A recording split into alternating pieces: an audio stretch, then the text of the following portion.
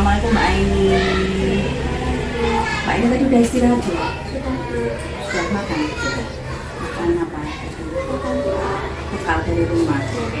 Mbak Aini tahu nggak kenapa dipanggil Bu Guru ke sini? Tadi waktu ulangan dari kelas, tadi Mbak Aini nyontek Mas Adi. Lihat jawaban Mas Adi ya? Iya. Mbak Aini tahu nggak kalau menyontek itu perbuatan yang nggak benar? Ya. Kenapa Mbak Aini kok menyontek itu kenapa? Semalam nggak belajar. Malah nggak belajar. Oke Mbak Aini, setiap orang tuh pernah mempunyai kesalahan. Gurunya juga pernah melakukan kesalahan kayak Mbak Aini dan menyontek seperti itu. Jadi nggak apa-apa. Yang penting sekarang kita guru mau membantu Mbak Aini memberikan solusi biar Mbak Aini besok tidak mencontek lagi.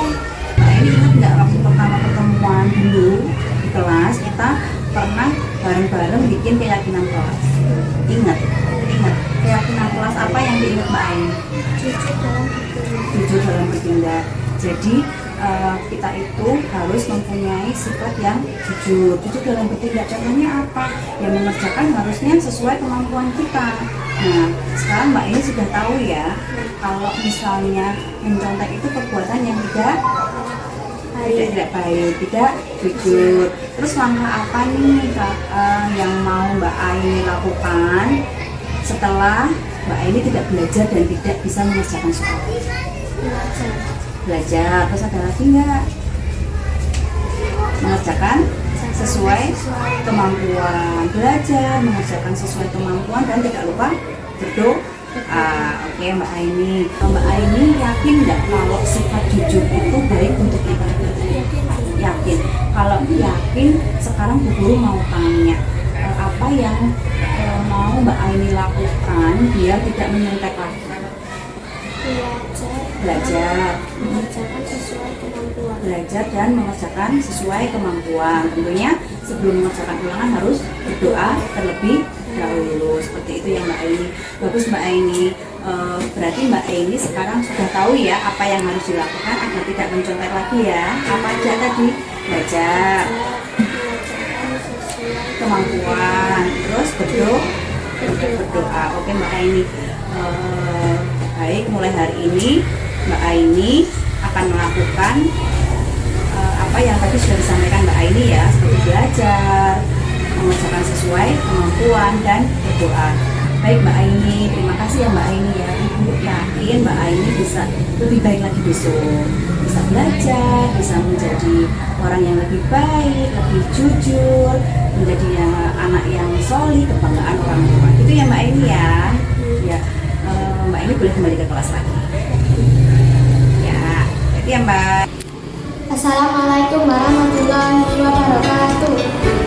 Saya Aini. Saya senang sekali bisa belajar melakukan praktik dengan Bu Alim tentang segitiga restribusi. Saya diajarkan untuk mencari solusi dari masalah saya sendiri. Terima kasih Bu Alim. Wassalamualaikum warahmatullahi wabarakatuh.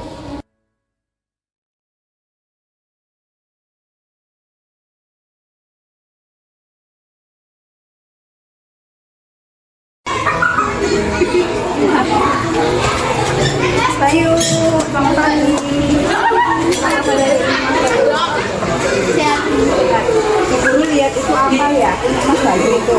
Yang itu sudah saya Mas Bayu itu Bu Guru ke kantor sebentar Mas Bayu ya. Mas Bayu tahu nggak kenapa Bu Guru panggil ke sini? Nah, tadi Bu Guru lihat Mas Bayu di depan tadi membuang sampah ya, sembarangan ya. Dulu tahu Mas Bayu, setiap orang tuh pernah melakukan kesalahan. Bu Guru juga dulu pernah melakukan kesalahan kayak Mas Bayu.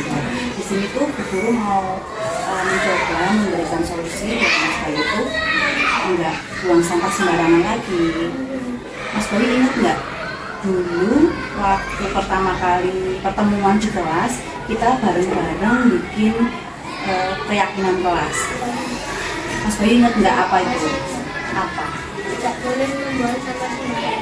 Membuang sampah pada tempatnya. Nah, menurut Mas Bayu yang dilakukan Mas Bayu tadi benar atau salah? Salah kenapa? seharusnya Hmm. dibuang di tempat. Nah, berarti Mas Bayu sudah tahu ya kesalahannya Mas Bayu ya. Apa tadi? Membuang sampah harusnya di tempat sampah. Tapi Mas Bayu tadi membuang sampah di mana? Di taman. Nah, berarti Mas Bayu tahu kan kalau membuang sampah itu harus di tempatnya. Iya. Kenapa kok Mas kok membuang sampah itu harus di tempatnya? Itu kenapa?